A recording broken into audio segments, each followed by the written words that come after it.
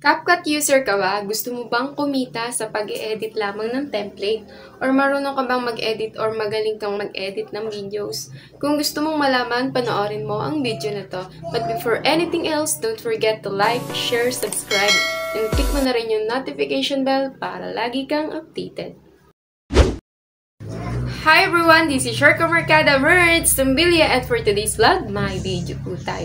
So for today's vlog, ituturo ko po sa inyo kung paano tayo mag-a-apply as CapCut creator. At ituturo ko rin po sa inyo kung ano ba yung requirements para tayo ay makapag-apply as CapCut creator. So without further ado, let's get started. Sa hindi po nakakaalam, ang CapCut application po ay video editing apps po. Ano nga ba yung mga requirements? Paano tayo makakapag-apply kay CapCut?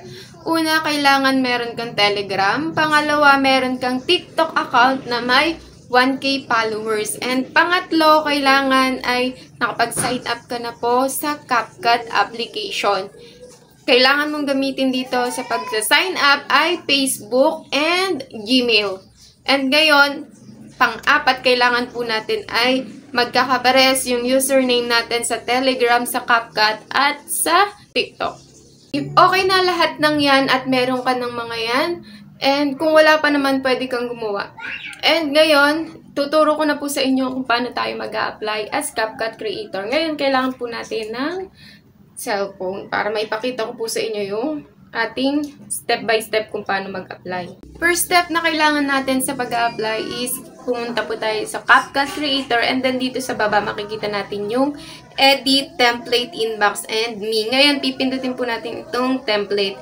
And itong nakikita nyo pong mga edit na template na to, ito na po yung mga creator na kumikita na po dito sa CapCut. And then, dito sa taas, may mga maliliit na banner. I-click lang po natin yan. Swipe lang po natin.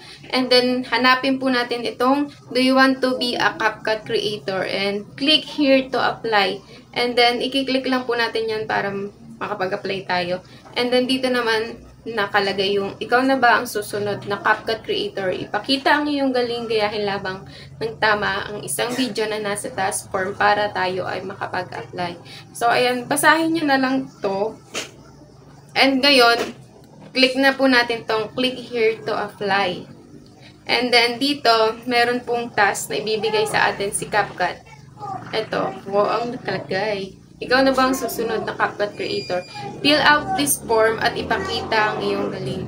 Gayahin lamang ng tama ang task sa form na ito. Tapos dito, kailangan natin dito ay meron tayong Google account na gamit sa pag-sign up natin. And then dito naman may nakalagay na, where did you find our CapCut creator recruitment program?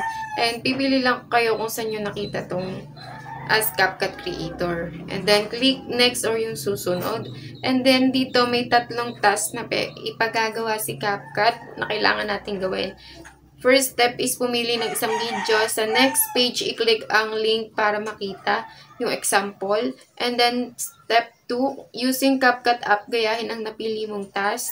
And then, step 3, once na i-post ito sa TikTok profile mo, i-copy mo ang link sa next page. And then, ngayon, click natin tong next or yung susunod. And then, dito yung task 1, task 2, and task 3 na kailangan natin gawin dito na video. I-edit natin to sa CapCut and then ipopost po natin sa ating TikTok account. And then, kapag na-edit na po natin or na-post na po natin, ilalagay naman po natin yung link dito sa baba. And then, anong task ang iyong ginaya? And then, pipiliin mo lang kung anong task dito. And then, dito, ilalagay natin dito. Link dito. And after that, kunyari, ito na yung link. Click lang natin yung susunod. And then, dito, dapat ay 15 years old above ka kapag magsa-sign up ka. And then, dito, ilalagay po natin yung CapCut username and then CapCut ID. And, ito yung guide para makuha natin yung ating tamang CapCut ID. And makikita nyo po yan sa inyong CapCut application dun po sa Me. Ito po yung sample ng picture. And then dito ilalagay mo po yung iyong full name or yung legal name mo. And yung iyong birthday. And then dito pipiliin mo kung ano yung location mo. Kung Luzon, Visayas, Mindanao ba. Click natin yan, Luzon. And then, dito kunyari, nag-sign up na ako. December 25. And then, yung year, kunyari, 1941. Set lang natin. And then, dito, sample lang to. Para lang mag-proceed tayo sa next. And then, after mong mapil-upan na lahat ng yan, click mo lang tong susunod or yung next. And then, dito, hanapan ka ng province and municipality. Kunyari tayo ay sa Laguna. And then, dito sa Nagcarlan. And then, click natin tong next or yung susunod ulit. And then, dito, how do you connect to the internet? Kung available Wi-Fi, cellular data, connecting from neighbor Wi-Fi. Anything na pwedeng internet na ginagamit mo. And then, dito ilalagay yung iyong mobile number. And then, dito, Telegram account. Kailangan po natin ilagay dito yung ating username sa Telegram. And then, pagdating naman dito, yung ating account link. Ilalagay po natin dito yung account link natin sa TikTok. And then, dito po, itatanungin kung are you a student working or not. And then, kapag na-fill-upan mo na lahat ng yan, click mo lang tong next. And then, pagdating naman dito, ito, your application is received. Mag-wait lamang ng 1 to 2 days at ikaw ay makaka-receive ng notification sa iyong CapCut app.